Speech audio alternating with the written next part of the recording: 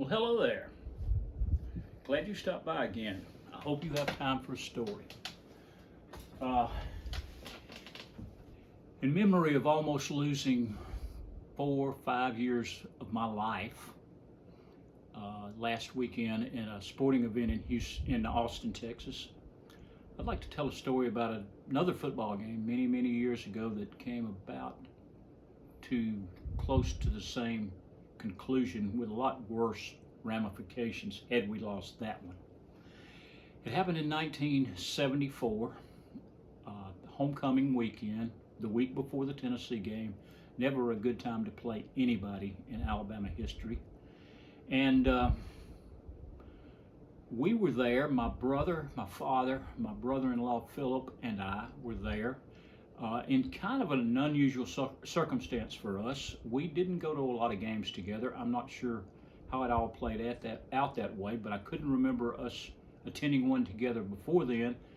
And the next one that I remember the four of us going to was in the bowl game after the '77 season when we all went to New Orleans together, which is a whole other story. It'll take a lot longer than this one will, but we'll get to that too. Anyway, Florida State was the team we were playing. It was, I think, the year before Bobby Bowden became their coach. Their hopelessly hapless football coach at the time had lost like 37 games in a row, and they would only win one game that year. So they come rolling in as your typical homecoming opponent. Everybody in Tuscaloosa is festive. It's homecoming, all dressed up, corsages everywhere, alcohol everywhere, all kinds of stuff that you expect to a homecoming weekend, especially when you're a high-ranking Southern football team that's used to beating people's butts on a regular basis. And after a kind of a 3-year hiatus in '68, '69, and '70, Coach Bryant had righted the ship, and we were back into that mode. '71 had been a comeback year that almost won us a national title, but unfortunately we came up against a Nebraska team in '71 that may be the best football team that's ever played a down of college football. '72 we were rolling along until Auburn figured out how to block a couple of punts. '73 we were actually awarded a national title, which they gave before the bowl game, and then we went on to lose to Notre Dame by 1 point in that bowl game, which just basically added to the hatred we all have for Notre Dame and can't seem to get rid of even to this day. But the following year was looking good. We're rolling into our third game. We were ranked in the top 5 in the country. Everything looked really good. Our first team quarterback had gotten injured, and our second team quarterback had gotten banged up a little bit. But with Florida State, we didn't expect that to be a problem. Matter of fact, most of the fan base didn't expect anybody to be a problem for us.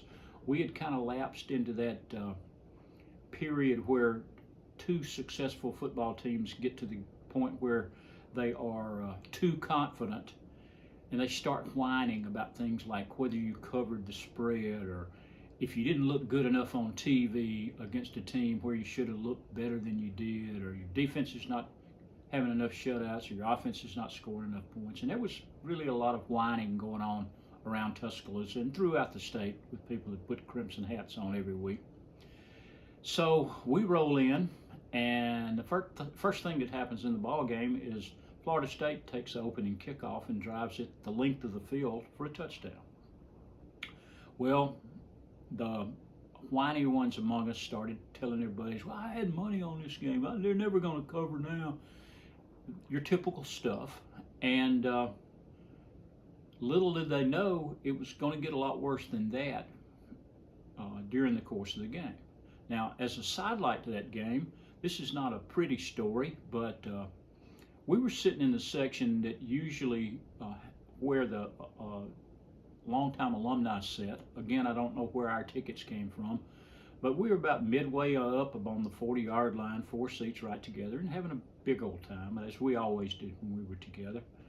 And the people around us were pretty nice too.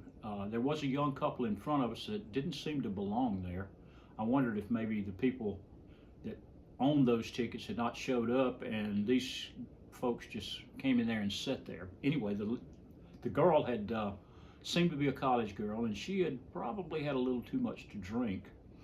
And about midway through the second quarter, she got to the point where she lost her tailgate breakfast, and a good portion of it went on the back of the big gentleman in front of hers. Really expensive looking herringbone coat. Well, they skedaddled almost immediately without bothering to tell anybody what had happened. And everybody around there kind of was shocked because nobody else really knew what to do. Nobody knew the people.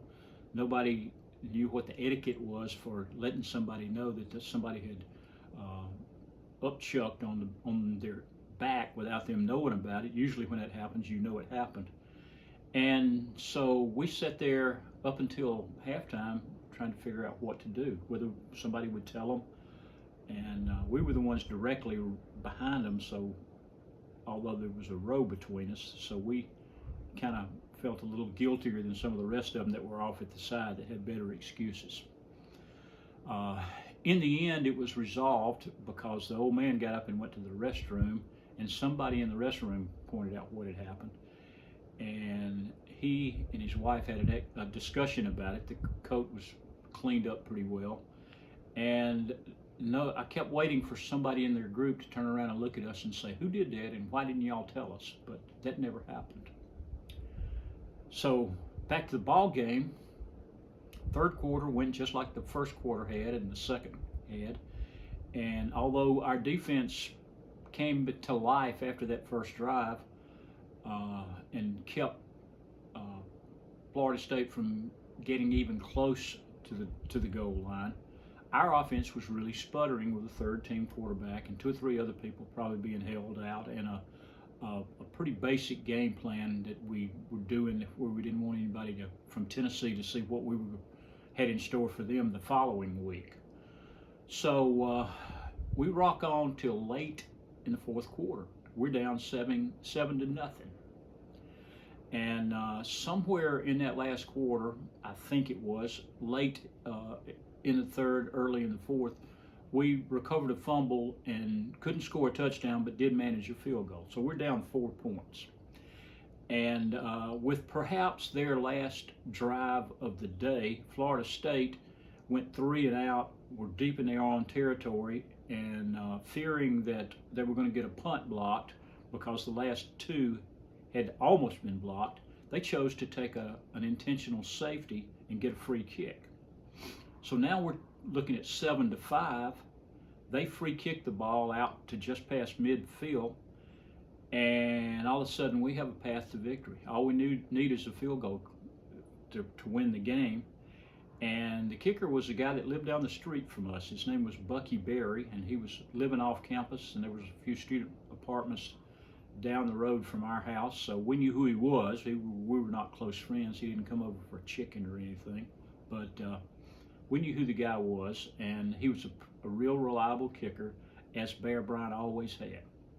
So the things I remember from that point on, there was a big third down play, and our third-team quarterback threw a wounded duck. To me, it looked like it was 10 yards out of bounds.